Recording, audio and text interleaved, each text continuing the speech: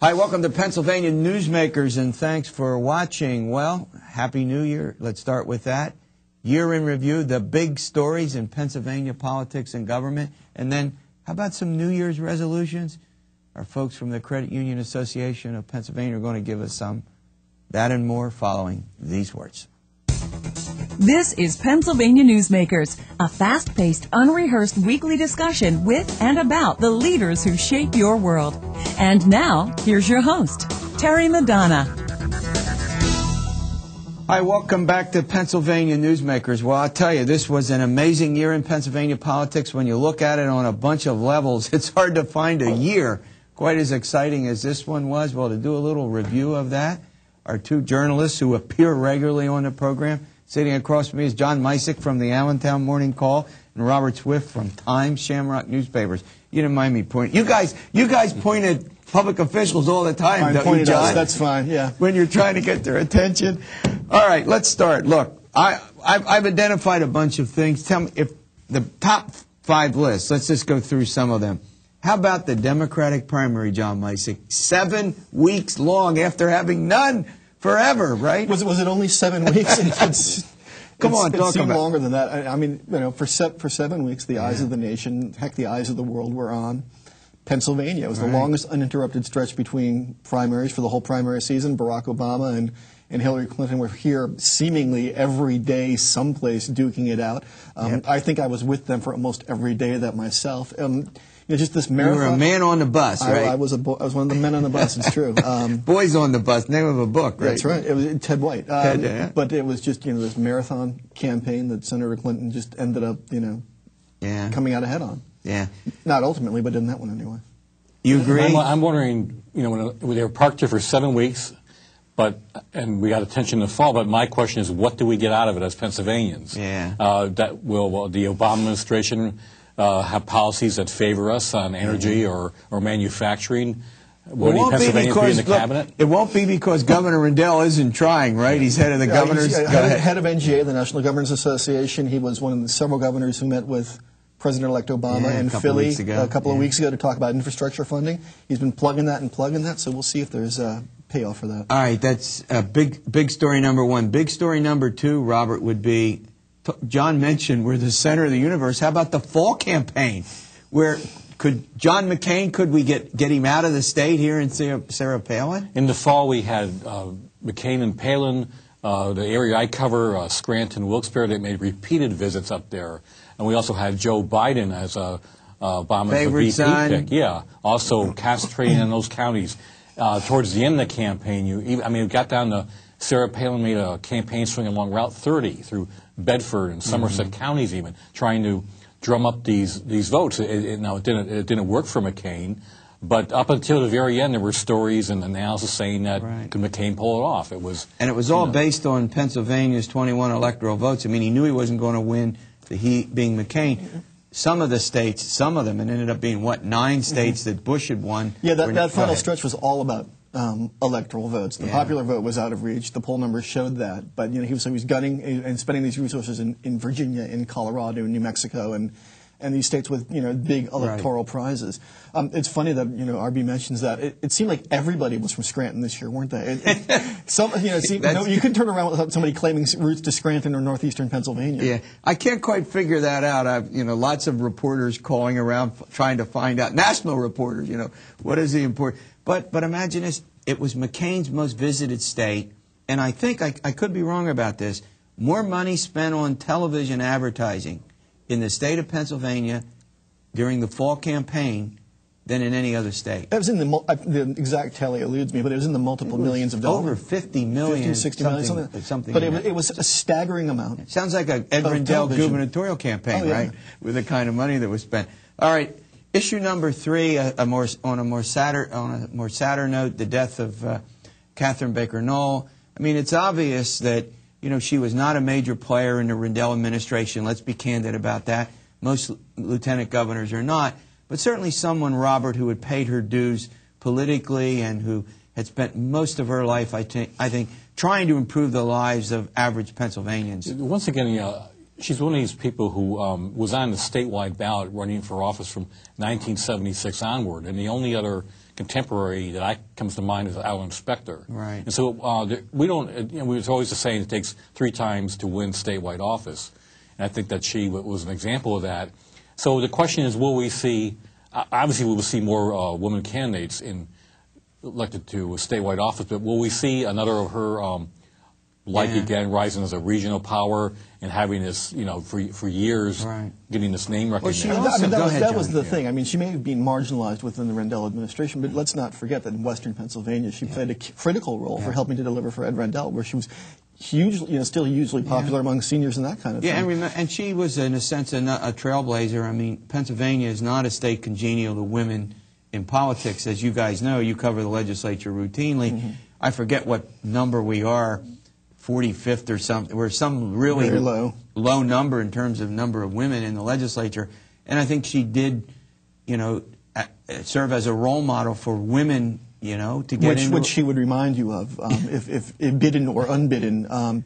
She actually focused on that quite a lot and in fact, worked on encouraging more women to get into politics. All right, we're going to take a quick break. Issue number 4. What is it? Well, you have to stay around to find out. This broadcast of Pennsylvania Newsmakers is presented by the Pennsylvania Chamber of Business and Industry, the statewide voice of business.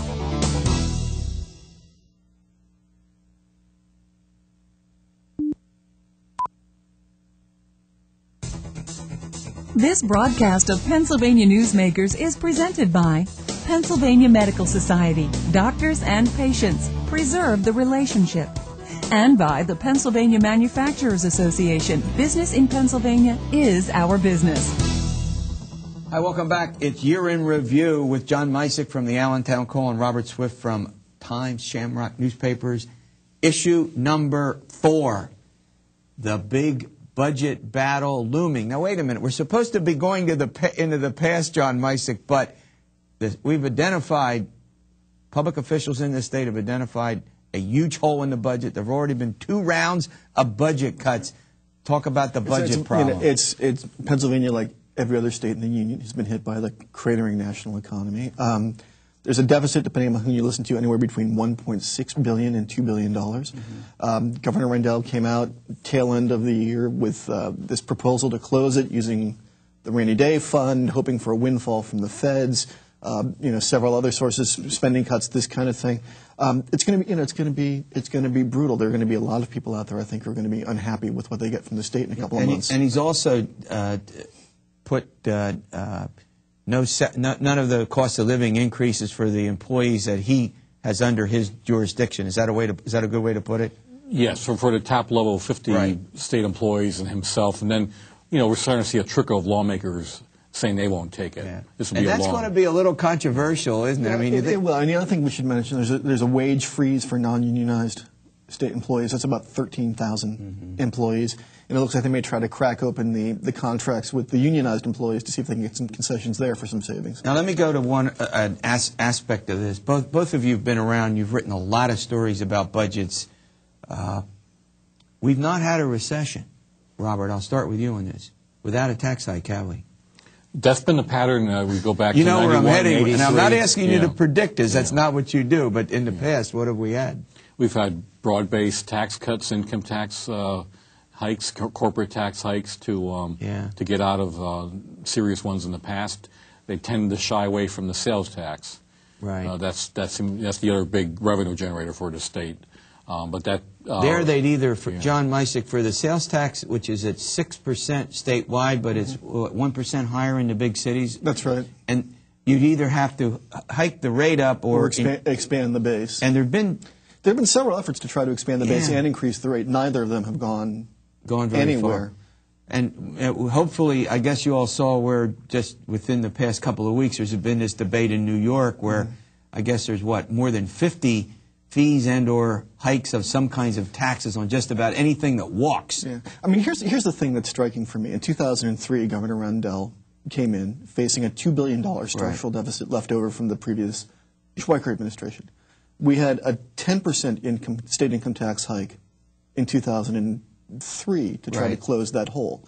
But now, this year, where we face an equally large hole, a $2 billion hole, and arguably more severe definitely more severe economic circumstances, nobody is using the word tax hike. Everyone's shying away. So nobody wants to do it if they want to, which leads to the question, did 5 years ago, did Governor Rendell overstate the economic emergency we faced then? Right. Or are they overstating it now? If we had to use a tax hike to close that whole 5 years ago, why aren't we using it now? Why is everyone shying away now? I'm struck by how much they're relying on Washington federal aid package. I mean, close to $500 million, I think it is. Yes. Right? Now there was even more. They got even more to that in 2003. But I think they're relying on. I mean, some of these people are like for medical assistance. One of the big budget buster programs, $5 billion state dollars for that. They're hoping that early on in the Obama administration that they're going to see something. As part of the stimulus package? That could even be passed by the time Rendell gives his budget. Which is now, by the way, pushing $850 billion up from $450 where it started. All right, final issue, legislative accomplishments. Let me start with you. You know, the legislature has been actually turning out a lot of major pieces of legislation. The statewide smoking ban is one I think that where Pennsylvania finally moved along. Even one I think a consumer issue for home building contractors, tighter regulation of them. So there's been a lot of this, legislature wasn't around much in the fall, but they still have been, Open records? Another one, yeah. Open records. Energy package, which we've done on a bunch of occasions. We have to see with energy, they've yet to do any of the bond financing with this market turmoil, but at least the laws are passed setting up the programs, and that's a major, All right, we're going to take a quick break. When we come back, we've got the 5 big issues. We're going to talk a little bit about the politics of the state. Boy, what a year politically it was. All kinds of changes. We've got folks indicted, things going on that, well, maybe that's sort of more typical, right? We'll be back following these words.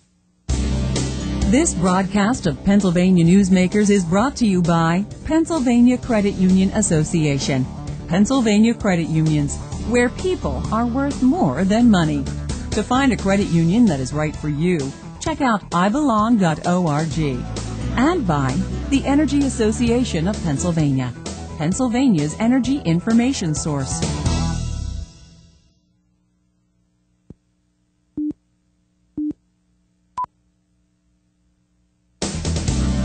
This broadcast of Pennsylvania Newsmakers is presented by the State System of Higher Education. 14 state-owned universities. The state system is the largest provider of higher education in Pennsylvania. And by the Hospital and Health System Association of Pennsylvania, working towards a healthy Pennsylvania. All right, welcome back to the program. All right, John, maybe politically the big story is Bonusgate. Explain it to our viewers and where all that goes. I mean, that's a political governmental, but it has political implications, doesn't it? I mean, it does. In short, Attorney General Tom Corbett back in July indicted 12 people, 2 of whom since pleaded out, formerly or currently connected with the House Democrats, charging them with using public money for electioneering and for rewarding some employees with bonus payments for work on political campaigns, which is illegal under state law.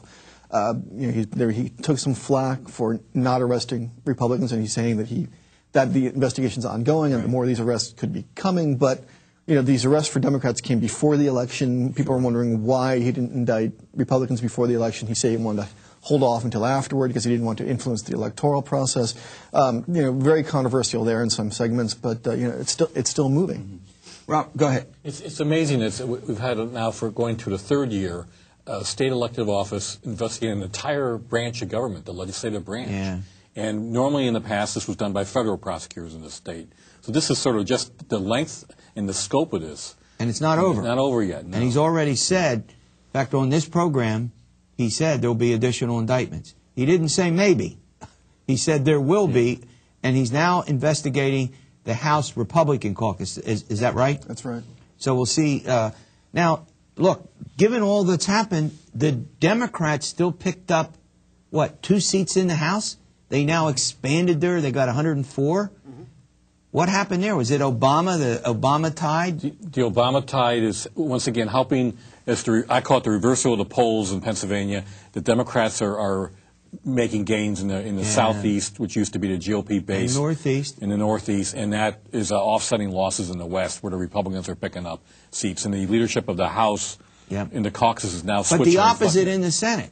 That's true. I mean, it was amazing. The Senate Democrats were the only caucus in the whole of the Northeast not to pick up any seats, and in fact lost one in the 47th district out there in Beaver County, which was Bonusgate related. They probably couldn't have held on to that if they'd run, Moses or something, just because everything was so controversial out there. All right, great review. All right, when we come back, you're all sitting out there thinking, what are you going to do about your New Year's resolutions? Well, our friends from the Pennsylvania Credit Union Association, they have some suggestions for you. Stay with us. This broadcast of Pennsylvania Newsmakers is presented by Highmark Blue Shield, changing the way health plans work for business with a variety of plan options for employers and more choices for employees. Information is available at highmark.com. Have a greater hand in your company's health. And by the Pennsylvania Healthcare Association, the future of long-term care.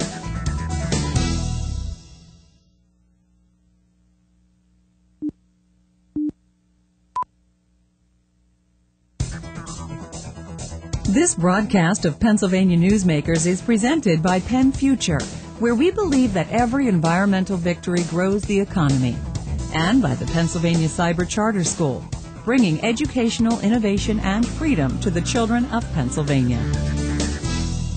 Hi, and welcome back to the program. Well, list, boy, we're doing the list. How about this? How about 5 financial resolutions for the new year? Joining me as often is the case is Mike Wishnow. He's sitting across from me from the Pennsylvania Credit Union Association's Senior VP, and Ed Williams. He's the CEO of Discovery Federal Credit Union. Do I got that right? You do.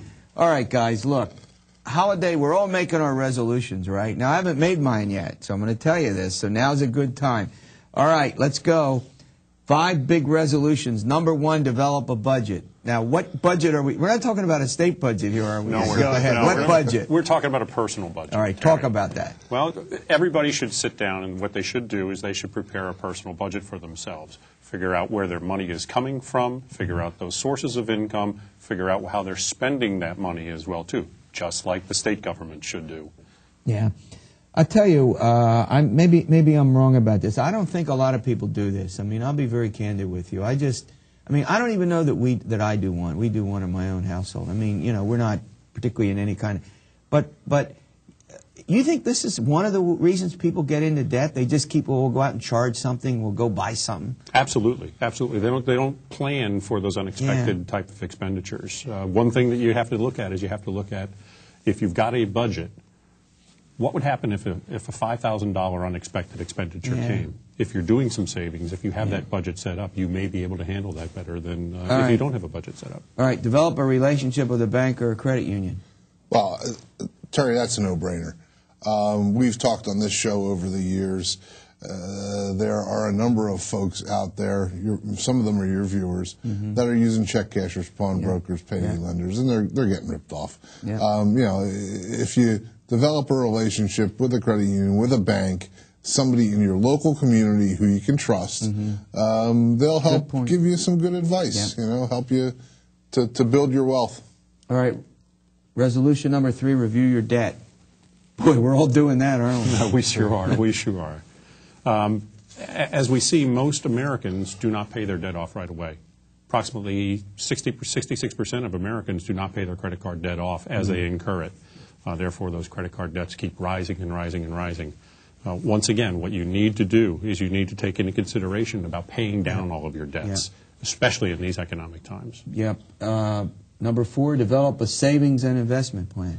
Yeah, Ed spoke about these economic times. I mean, it's tight for folks out there. Let's not kid ourselves. Look at your 401k statement.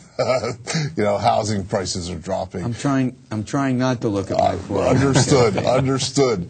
But really, you have to save and invest for that rainy day. And for those who have done that, they have a little more confidence in today's environment.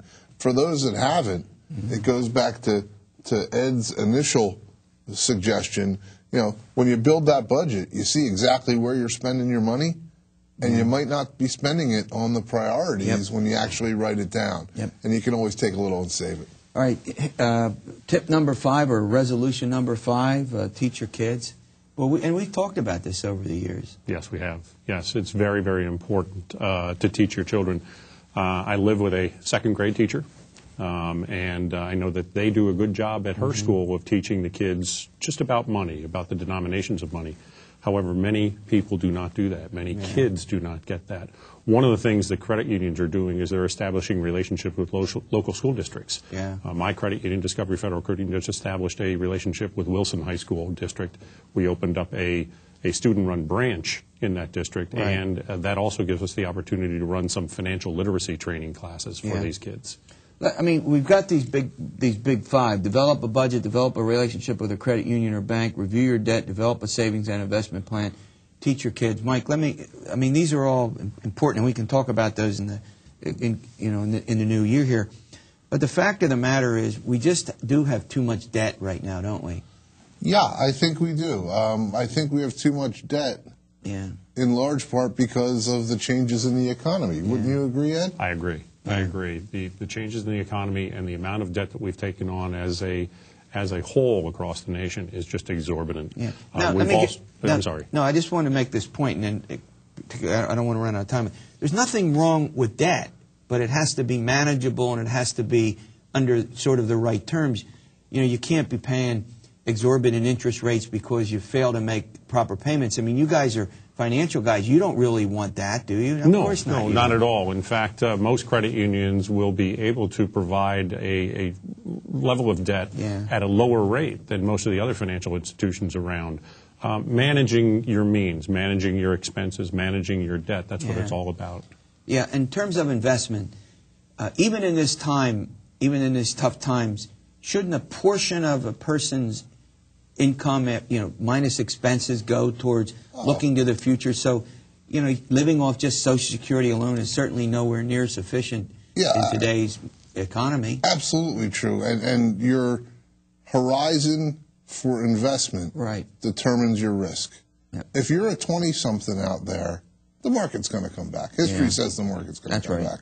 If you're a 50-something or a 60-something and you're looking to retire the next 3 to 5 years, you're going to have a different plan. Yep, and we're going to talk about some of those plans as well. We can get into some of that in the new year. Happy New Year out there, and as always, stay well. We'll see you next week.